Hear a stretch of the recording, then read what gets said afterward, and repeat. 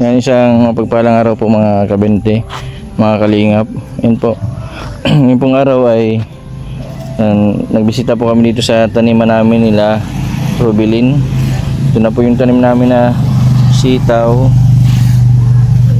yung okra. So, meron din po kaming papaya. Para po pag nagbunga po ito, ibibigay po namin sa mga beneficiary po namin na mga senior. Ay, meron din po kaming kamote.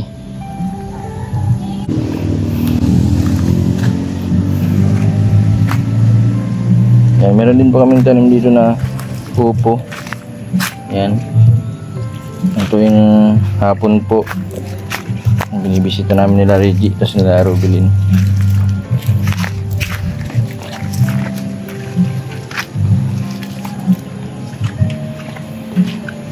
Ano Rubilin, kaya pa?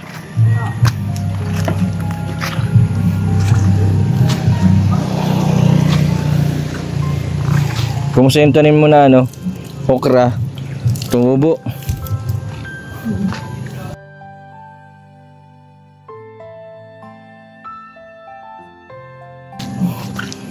Parang hindi nabuhay yung iba.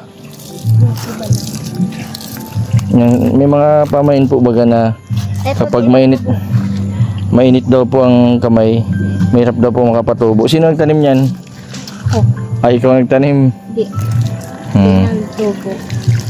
Ito po yung tanim ko ito. Oo. Yung nagtubo. Tapos ito nagtubo. Ito. Yun. Yun, hanggang doon. Nagtubo.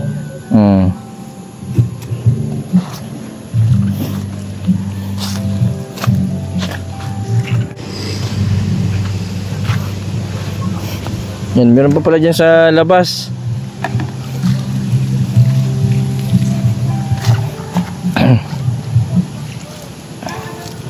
Ganito po yung mga ginagawa namin activities nila Rubilin, kaya po nagtataka kayo kung bakit mas lalo pong nagiging magaling si Rubilin.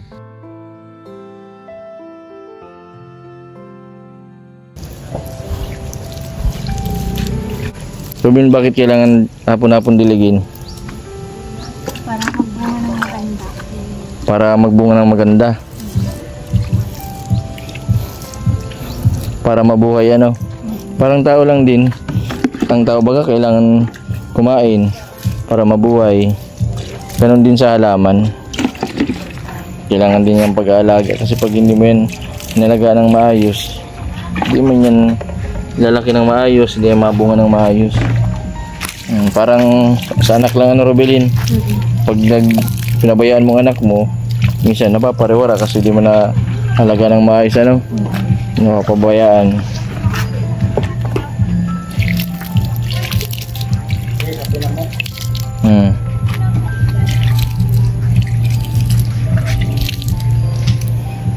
Marami po kaming tanim dito na gulay ni Rubilin. Subok din po kami ng upo sa mga susunod ay mga ilang simana lang po ito. Yan na po yung ito mabunga.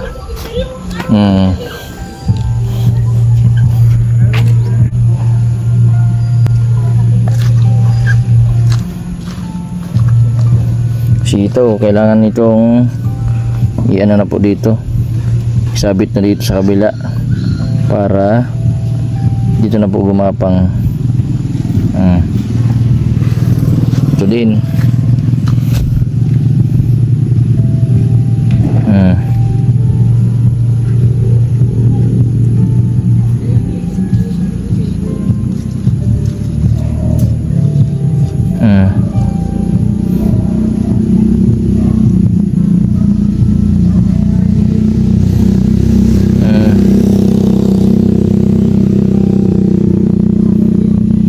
Ito kumapit na sa kahoy.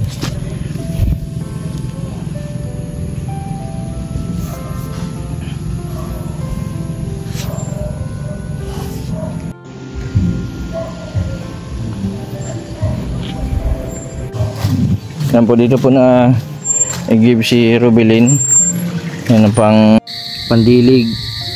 Ang ganda nito ng malunggay. Yan, Rubilin, matanim din tayong malunggay.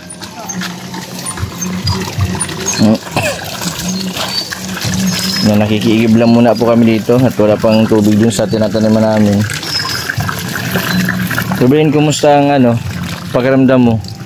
Hindi ka muna nag-iisip? Hindi. Nakatulog ka naman ng maayos? Oo.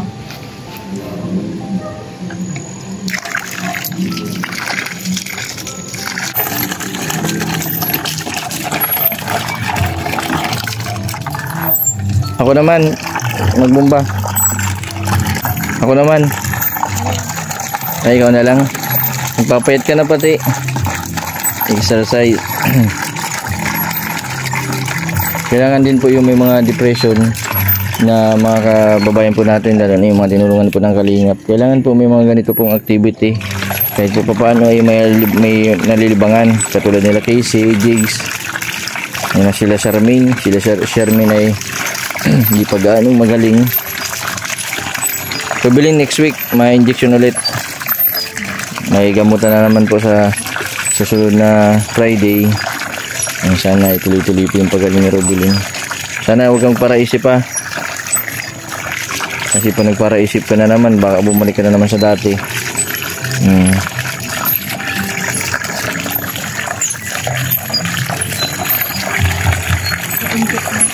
Ha? Ha? Ma-inject man kahit nag-inom ng gamot. Kailangan pa rin mag-inom ng gamot, Anong masabi mo dun sa mga supporter natin, sa mga viewers, tapos sa sponsor? Thank you sa mga viewers. Saka sa sponsor. Sa mga tumutulong sa iyo, kay Ma'am Lydia, kay Ma'am Belinda. Sino pa? Yung pang iba, nalimutan mo na. Kay Latia. Latia. Sa pamilya. Tama. Sa iyo pala. Walang problema. Yan, pag nagka-budget tayo, Rubilin, sa mga susunod, pag-iipunan ko yung yung bubong nyo. Yung bubong mo ba sa bahay, kailangan natin i-renovate yun kasi medyo sira na yung mga bubong. Yung mga pinakuan po ay butas-butas na. Kailangan po namin na makapag-ipon. Kaso po, sa ngayon po ay gipit po ako. Mas kailangan po ng ni Rubilin yung sa injection, yung sa gamot. Rubilin? Saka na pag may sobra-sobra tayo na pera. Kasi yung views natin medyo bumaba. Paano daw kung wala na akong views, wala na akong kita, mabalikan na ulit sa dati? Okay lang. Di man yan hayaan ni Lord na bumaba tayo, kasi marami tayong tinutulungan at tumaasa din sa atin na may mga depression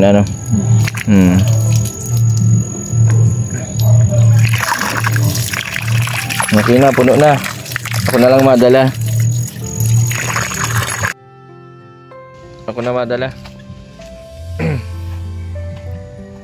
Yung si Reggie po ay nandun sa kabila, nagtatanim din.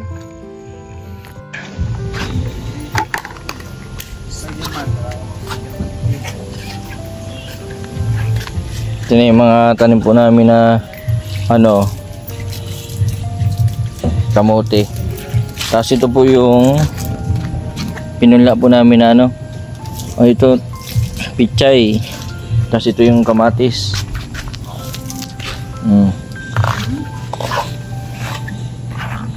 Pag wala po kaming ginagawa nila Rubilin, dito po kami sa taniman para po magtanim ng mga gulayin. Para pag nagbunga po yan, yan na pong gulayin sila Rubilin saka sila Reggie. Iba po ay ibibigay namin sa mga senior katulad nila Lolo Fermin, para kahit po paano, kahit po magsayang si Lolo Fermin, lagi lang sa ibabaw yung okra, kunting toyo ka naman silang ulam na.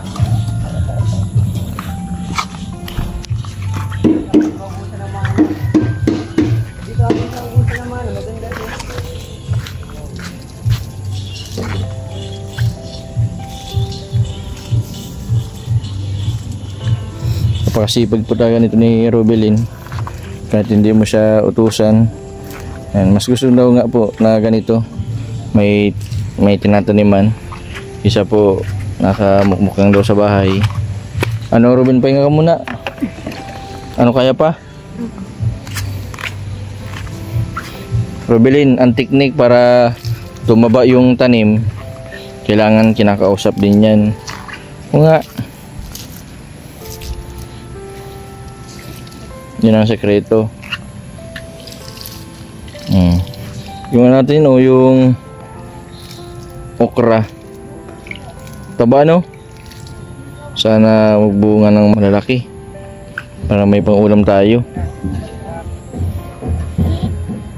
Pwede natin ibenta, no, Rubilin?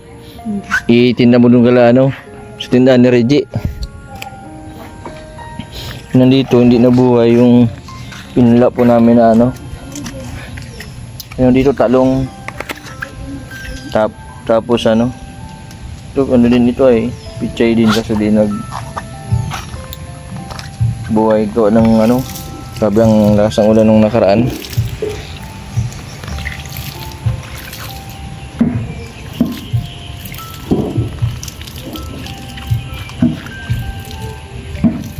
Ito po yung ano po namin sa facility, sa labas po ng facility. Pag natapos na po yung facility po namin, magawa din po kami nito yung taniman din para may libangan din po yung mga katulad po nila Casey, nila Jigs. Para hindi po sila nag-iisip.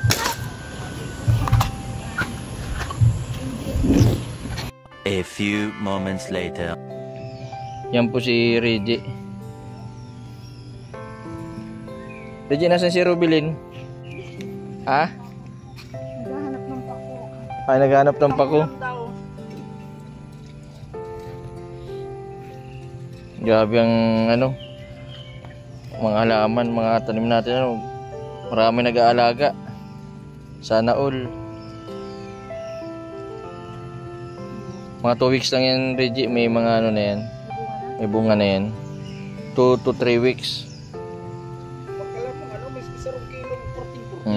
Mabakal kita ng 14-14 na pataba.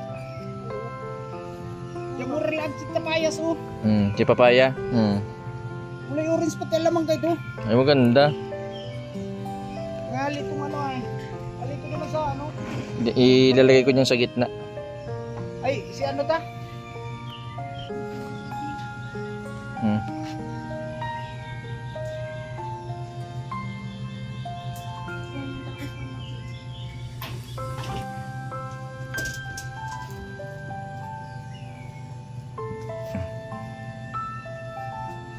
Ito na, mga ilang araw lang ito, pwede na pong ilipat itong kamatis. Ang malang kilo ng kamatis, ang ganang kilo ng kamatis, Reggie, 80 pesos ang kilo, 100. Ha? Ah, may git 100 ngayon, grabe. Gawa nung mga nakaraan na nagbagyo. Ang okra nga, grabe din ang mahal. Buti na lang ang mga bilihin, nagmamahal. Ano, Reggie? Kumusta, Reggie, yung minamahal mo? Mauwi na?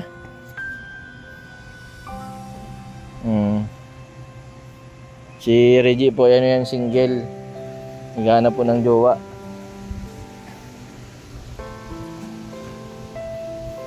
Ang gusto niya na yung ano, yung kaedad lang niya. Ayaw na, Reggie, yung mas bata sa kanya. Bakit, Reggie, gusto mo mas may edad sa'yo? Para nautos-utosan mo.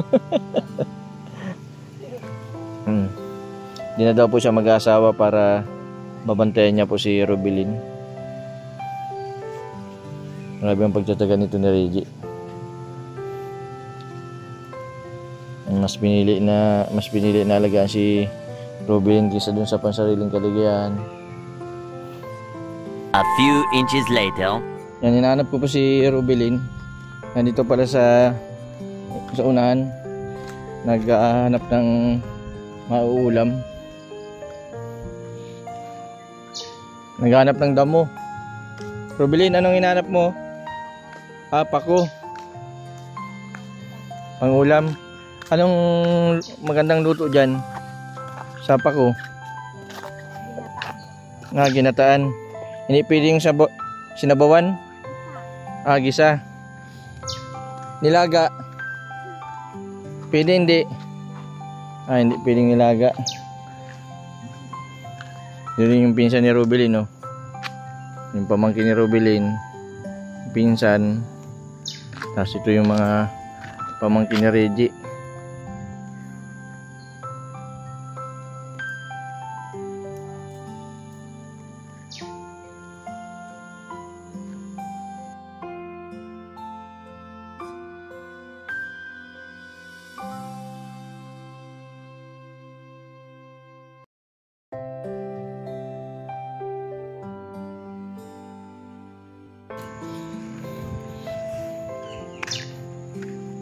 Mag-ano-ano ka lang, ingat-ingat ka niya, Rubilin, na baka may ahas.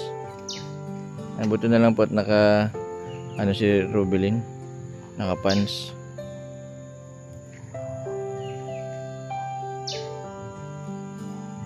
Mahirap talaga pag may asawa, no, Rubilin?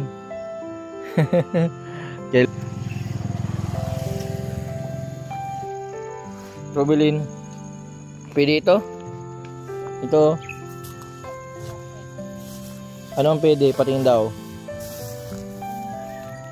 Ganyan. Pwede man yata ito. Bakit hindi pwede? Ano ito? Tawag dito. Bakit pa kung aso daw? Ano? Siguro nabatok. Aw! Ano, Rubilin? Ito nakakita na ko, Rubilin. Ito. Yung kulot. Ito pwede. Yan ang pakong tao. Ano?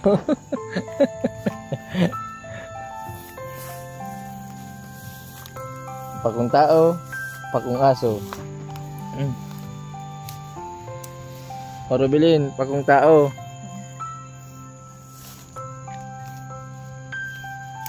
Pakong aso. Dito pwede.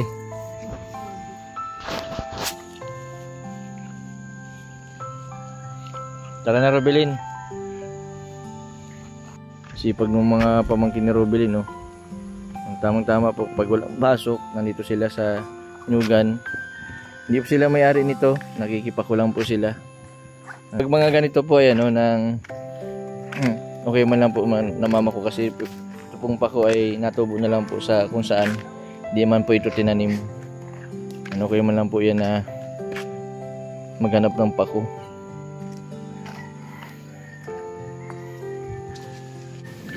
Rubilin, ano yan? Pinong layas. Pipinong layas? Bakit pipinong layas? Nasa damuhan. Nasa damuhan. Patingin daw ng pipinong layas. Ano ito? Kinakain ito? Edible. Yung mga pipino, dapat mahaba ito, bilog. Yan. Pipinong layas pala ito. Anong lasa daw yan, Rubilin? Titikman natin mamaya. Yan, may napansin pa ako dito na parang ampalaya. Pero kapatid siya ng ampalaya. Ang tawag dito ay pariya. Ginugulay po ito, yung dahon nito ng pariya. Rubilin, may bunga. Kulay yellow. Di ba marami ito sa inyo, ano? Ano yung kinakain?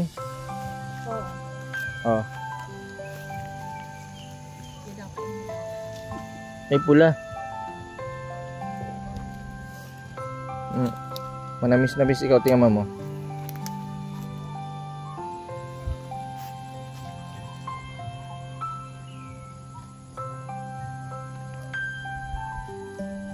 Siya, ano? Kasi ito, pwede itong daw naman itong pariya. Pwede siyang ilagay sa munggo. Tapos may buto-buto. Buto-buto ng baboy.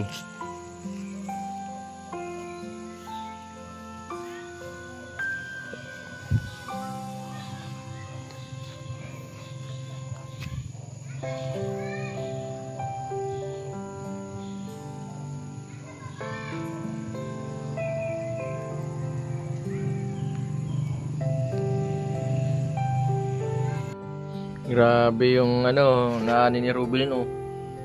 Anong luto yan, Rubilin? Ito gawing ensilada. Ensilada. Yung parang tinapay. Ensimada. Kapatid yun ng ensilada. Empanada. Ano ito? Ensaymada. Ensaymada.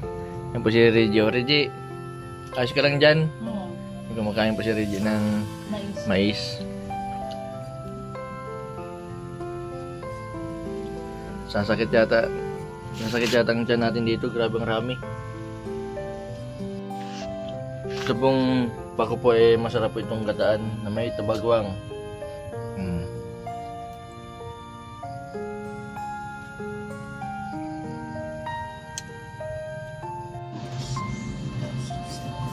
Ano yan, Robelin? Gamot saan yan? Ha? Anti-cancer? Di man yata.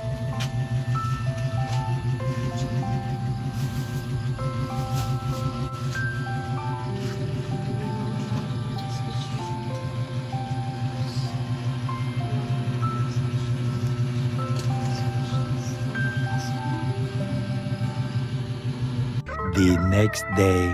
Yan po mga kalingap, mga kabente. Yan si Robelin, napakasipag po niya. Yan, grabe po yung pinagbago ni Robelin simula po nang natulungan po ng kalingap at tuloy-tuloy po ng paggamot. Maraming salamat po sa patuloy po ninyong suporta sa aking YouTube channel, sa aming mga kalingap. Maraming salamat po sa walang sawang suporta. Yan, kung di dahil po sa inyo, di po namin mapapagaling yung mga katulad po nila Robelin, nila Jigs, nila Casey. Yan, sa pamamagitan po ng pagpapanood po ninyo at hindi pag-skip ng ads, marami po tayong natutulungan. Hindi po ibig sabihin yung mga ganitong aktibidad ay pinapahirapan ko po sila. Bagkus gusto po silang mabago po yung buhay po nila at makapagsimula ulit sa panibagong buhay na walang iniisip, walang discrimination ng ibang tao, at gusto ko din marami silang matutunan at hindi po habang buhay na buhay ako makatulong sa kanila. At ang importante po ay kada araw, kada buwan o taon, marami po silang natututunan. Sa mga nakakaranas po ng depresyon, ang tamang gawin po natin, libangin po natin ang ating sarili, huwag mag-isip, kasi number 1 po ang pag-iisip at yung problema. Natural po ang problema, kaakibat na po yun ng buhay ng tao, and kailangan po natin ipasa Diyos, magdasal at manalig lang. Sa mga hindi pa po nakapag-subscribe sa aking YouTube channel, pa-subscribe po, Mr. 20 Vlog. Maraming pong salamat. God bless po sa inyong lahat.